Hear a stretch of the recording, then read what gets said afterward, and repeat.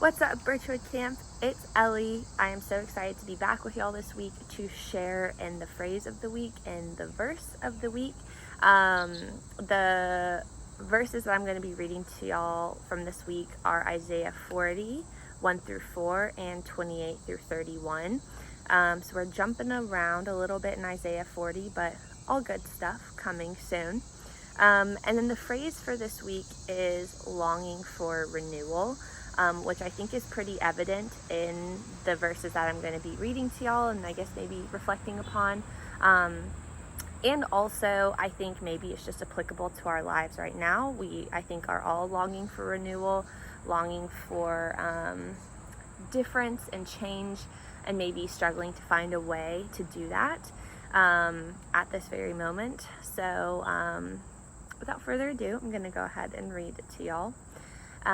Comfort, oh comfort my people, says your God. Speak tenderly to Jerusalem and tell her that her sad days are gone.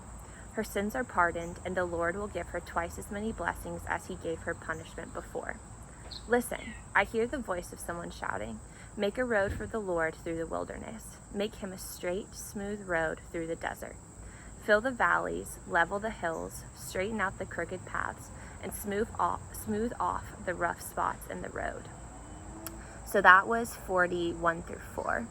And then 28 through 31 is, don't you yet understand? Don't you know by now that the everlasting God, the creator of the farthest parts of the earth, never grows faint or weary? No one can fathom the depths of his understanding. He gives power to the tired and worn out, and strength to the weak. Even the youths shall be exhausted, and the young men will all give up. But they that wait upon the Lord shall renew their strength. They shall mount up with wings like eagles. They shall run and not be weary. They shall walk and not faint. So I think it's really interesting, first of all, that these passages sort of, I feel like, flow into each other very well. But I think really the main message of this chapter and this verse especially is comfort from the Lord. Seeking and understanding that God is with us and honestly wants the best for us to comfort us. And one of the notes that I had made for especially verse 4, or I guess 3 and 4 is, make a road for the Lord through the wilderness, make him a straight, smooth road through the desert, which is really interesting, I think, because the wilderness, it's not necessarily super inhabited by people. The desert, not inhabited by people. But then with verse 4, it says, fill the valleys, level the hills, straighten out the crooked paths, and smooth off the rough spots in the road. So I guess basically God is saying, hey, make room for me in your life, like in a metaphorical way, I guess, like, hey, make room for me in your life, but also I am going to go through places in the world that seem challenging and inaccessible where you might not see me every day, but know that it's possible, and I'm working to do this for your comfort and to comfort you.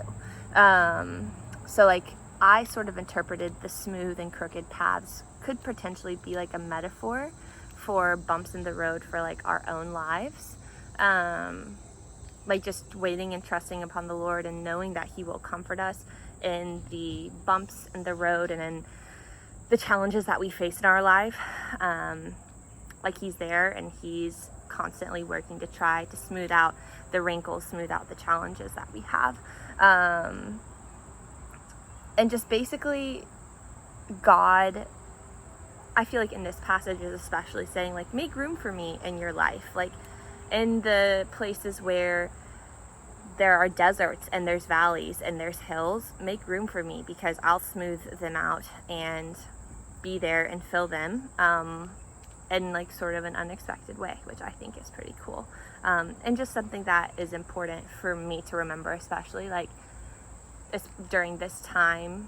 Really, I think I have had challenges and there are definitely gaps in my life where I know the Lord could come in. But really just being accepting of that and understanding that he is waiting to comfort us. We just need to really invite him in. And then next, I think that it's really important to understand in 28 through 31 that we find our strength in the Lord, essentially. Like the young men or in women that wait upon the Lord shall renew their strength. They will fly up like eagles. They'll run and not be weary. They shall walk and not faint. So I think that was really cool as well, because especially reminding us that those that maybe aren't finding their strength in the Lord are going to be exhausted or weak, or are going to have challenges in their life. But when we trust in God and find comfort in God and recognize that He is trying to comfort us and give us strength, that's when we're going to ultimately be the most prepared and find the most strength in our own lives. So I guess just something to reflect upon this week, next week, in your life in general, is just understanding where you can find comfort in the Lord in your own lives. Where are the valleys and hills that He can come and smooth out and fill and just strengthen you. And B, maybe reflecting on times in your life where God has given you strength, where you found your strength in the Lord, and maybe times where you felt exhausted and challenged, and understanding why that is, and maybe opportunities every day for us to trust in the Lord's strength and comfort more. And just finding that renewal and trusting that He has a plan for us and that He is working miracles in our lives that we don't yet comprehend, but knowing that we can be comforted in the fact that like maybe we don't understand everything right now, or understand the ways that He's working to fill in the holes or the bumps in the road in our lives. But I think that's the exciting part about the mystery of faith, and finding that trust in the Lord and just being comforted.